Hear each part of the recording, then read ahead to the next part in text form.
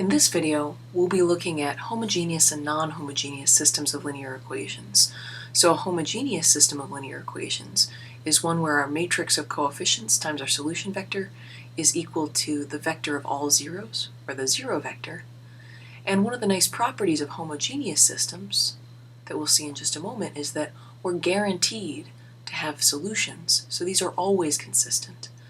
And for non-homogeneous systems of linear equations, which is when our vector of constants is not the identically zero vector, in these non-homogeneous systems, we may or may not have any solutions. So our homogeneous and non-homogeneous, the distinction is going to be really important. And today we're going to look at what are some of the key questions that we're going to ask when examining homogeneous systems. So let's get started. We say that a system of linear equations is homogeneous if it can be written in the form ax is equal to 0. So what this means is our matrix of coefficients times each of our variables x, each of those linear combinations adds up to 0, which one of the nice reasons that we're interested in homogeneous systems is this is one of the cases where we're guaranteed a solution to every one of these systems. So the solution that we pick as our guaranteed solution is this vector of all zeros. We're setting every one of our x's to 0. Clearly 0 times each of these constants so will still add up to 0. So we're guaranteed that there's some solution to such a system.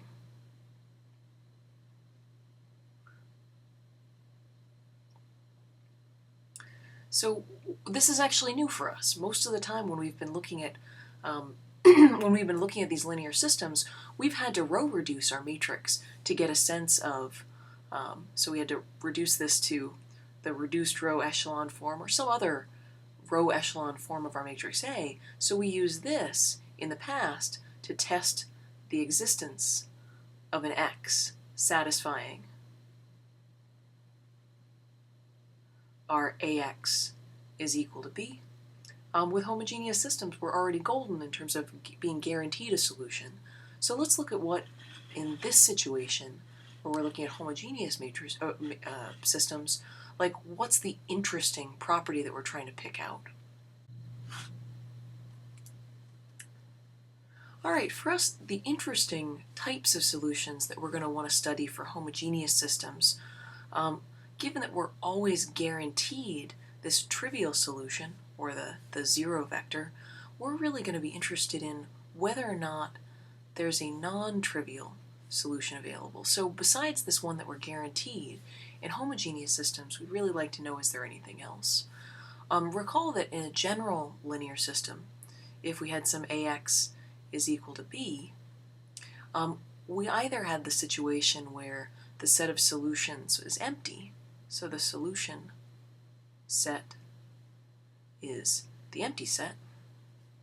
So this was exactly when we had inconsistent systems. And we've now seen a few characterizations of these. So we've seen the way we can tell whether or not a given system, ax equals b, has a solution precisely when b is inside the span of the columns of A. That was one condition that we've had. We saw that that was actually equivalent to our matrix A having a pivot position in each row. So these were our guarantees that there were solutions. So if either of these hold, so given that our vector of constants is in the span of the columns, or A has a pivot in each row, then the system actually is going to be consistent. So if our system is consistent, so let's box this off. So if we either had no solutions, or if we were in the situation that either of these two conditions hold, we have a consistent system, which means that we either had exactly one solution, so this was situation 1, so exactly one solution, or 2, we had infinitely many solutions.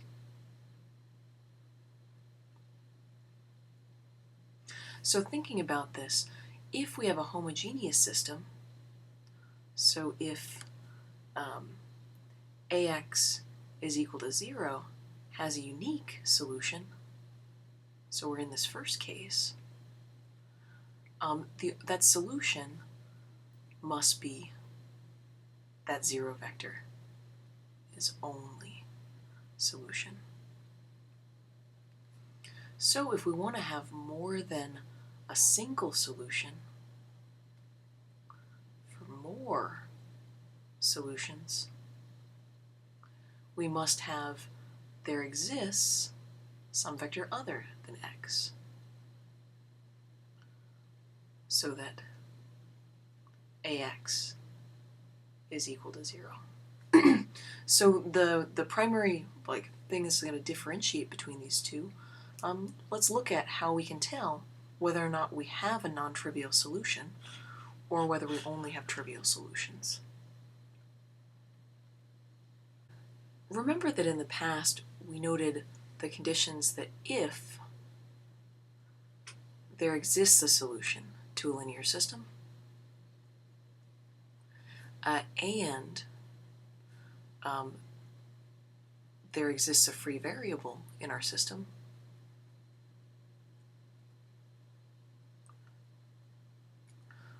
this is enough to guarantee that there are infinitely many solutions. So this guarantees an infinite number of solutions to our system. We're going to look at this particular system and determine whether or not any free variables exist. And we're finally to the point where whenever we do these calculations in the videos, I'm going to hop over and show you guys in MATLAB some quick row reduction rather than walking through all the steps. So feel free in the future when you guys are working on homework, pull in MATLAB, pull in other computer resources, but we're going to convert this to our augmented coefficient matrix 1, 2, 3, 4, 0, 5, 6, 7, 8, 0, and 9, 10, 11, 12, 0. So we'll row reduce this over in MATLAB in just a moment.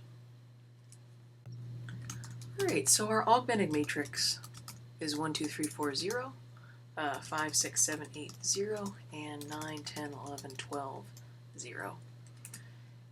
And remember, we don't really need to add that vector of zeros here on the right, but it's fine for now.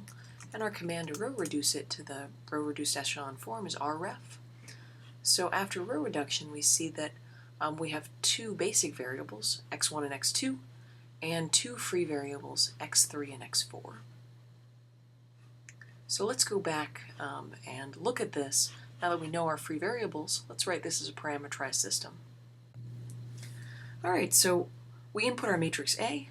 We've put into this slide our row-reduced form of A. So now that we have both of these out of the way, we can note that we have two free variables, x3 and x4. So from our theorem up there, we know that we have infinitely many solutions. So these free variables, in this case, are x3, which we'll set to parameter s, and x4, which we'll set to some parameter t.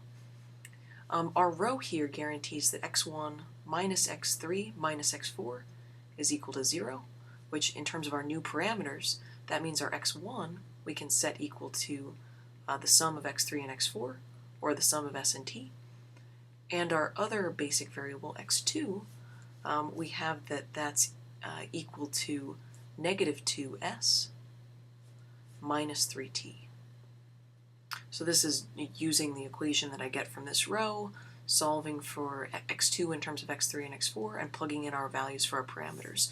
So our solution vector, in general, to this system looks like s plus t, negative 2s minus 3t, and s and t.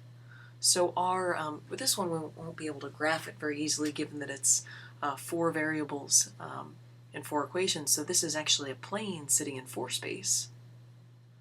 So our solutions aren't going to be very easy for us to visualize directly, but let's repeat this with a matrix that we can actually graph what all of our planes look like and see what our non-trivial solutions are. And so while I've shown here's a sample set of solutions, the way that we actually find an explicit non-trivial solution is we pick values for parameters s and t. So an example non-trivial solution might be setting s equals 1 and t equals 1. So in our solution space, we have the vector x equaling 1 plus 1 is 2, negative 2 minus 3, so minus 5, 1 and 1. So this is a non-zero vector. So we have that there exists a non-trivial solution. It's not enough if I ask you to produce a non-trivial solution for you to give me this parameterized form.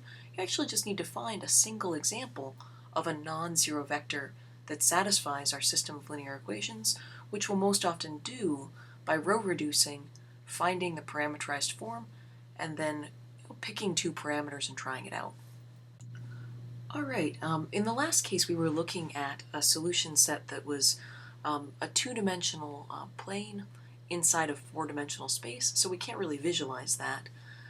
Let's look at, it's another system constructed the same way, 1, 2, 3, 4, 5, 6, 7, 8, 9, but now we're actually going to look at a picture of these planes and see how our non-trivial solution, how we're able to find our non-trivial solutions on what's going to wind up being a line here. So for this example, for us to actually graph these using this package Geometry 3D, written by David Legland, the way we graph them in this program is we have to find 3 points sitting on the plane. So I have ahead of time prepared points P1, which pick point 1, 1, negative 1, P2, which I'll pick the point 2, negative 1, and 0, and P3, let's pick the point 3, 0, negative 1. So for our second plane, I'm going to pick the points Q1, given by 6, 0, negative 4,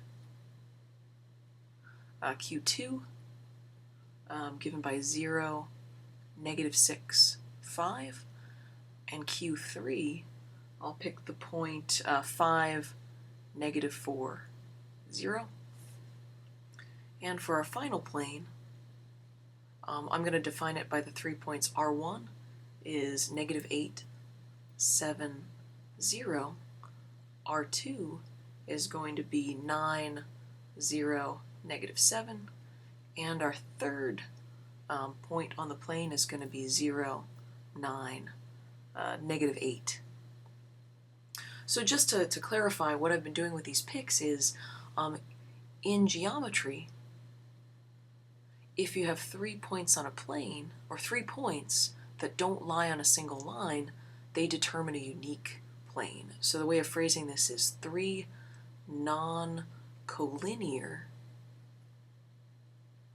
points determine a unique plane.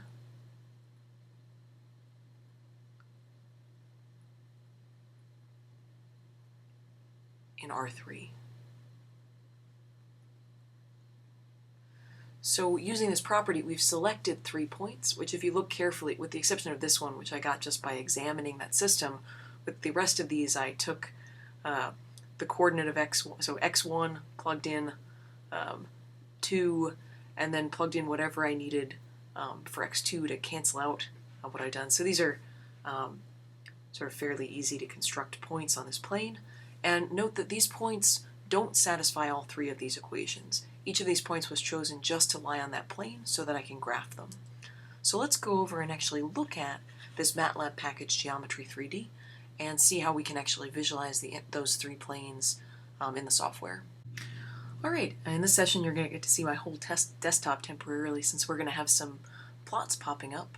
So I've taken those 9 points, each of which is going to eventually define a plane, and input them here into MATLAB. So with those points, you can actually see them stored in my workspace over there. Moving this around a little bit. So there's all 9 of our points. In this Geometry 3D package, they have a function to create a plane. So each of those planes, let's look at one of those planes. If you ever run this, to actually change your view, there's a little button, this little rotating cube, so you can see with perspective what the system is. So this is just that plane, where every point on this plane is some vector in 3-dimensional space that satisfies just that first equation.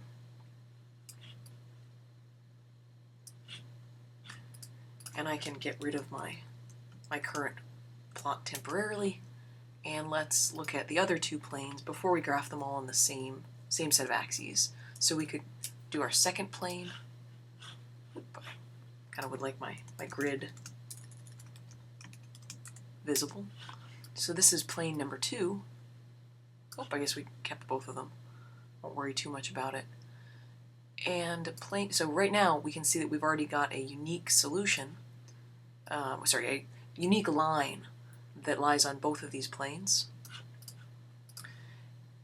And plotting the third plane at the same time, let's unhold this and run this one more time. And run just grid one more time. All 3 of these, now it's a little harder to see just because of the way that MATLAB is rendering these planes, but all 3 of them are going to intersect in a unique line. You might be able to get close to visualizing it.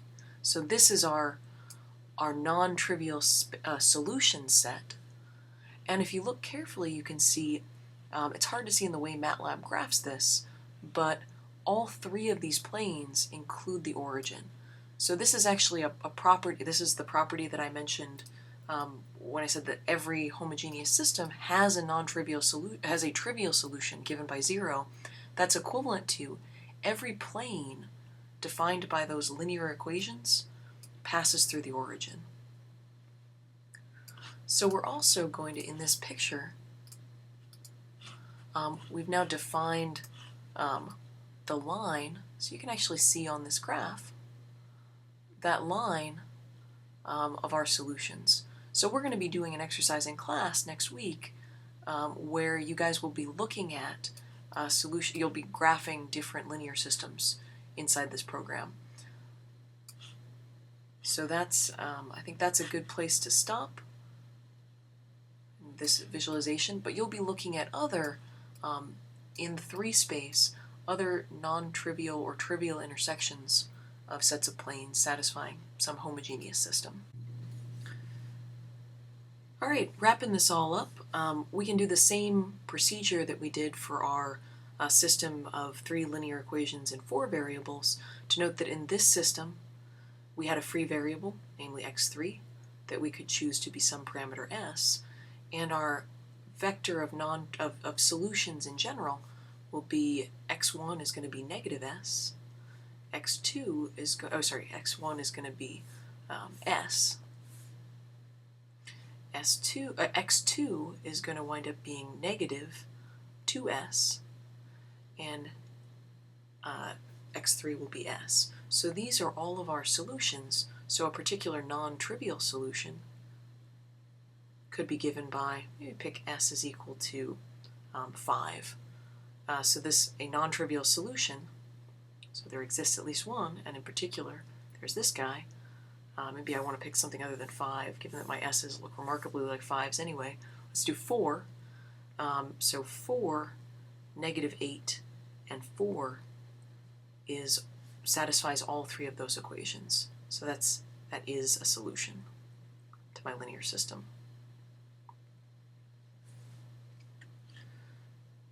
Alright, so all told, I think that's a good place to stop. Next time we come back, we're going to be looking at visualizing linear transformations. So this will tie into the other video that you watched this week. We'll look at some of the properties of transformations that are injective or surjective. And we'll go back and sort of reconnect this idea of the span of the columns of a matrix and the image of the entire vector space. So if we were coming from Rn, how are these two, the span of this column set